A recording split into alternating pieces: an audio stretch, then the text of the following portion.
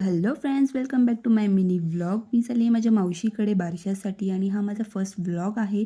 याचा संपूर्ण detail vlog मी माझ्या यूट्यूब चॅनलवर लवकरच अपलोड करणार आहे.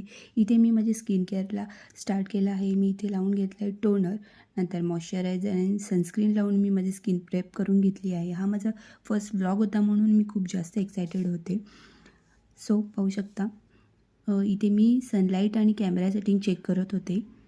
त्यानंतर मी माझ्या मेकअपला स्टार्ट केला सो आहे. फ्रेंड्स, आता मी तयार होते आणि मग तुम्हाला भेटते. ही आहे माझी व्हॅनिटी.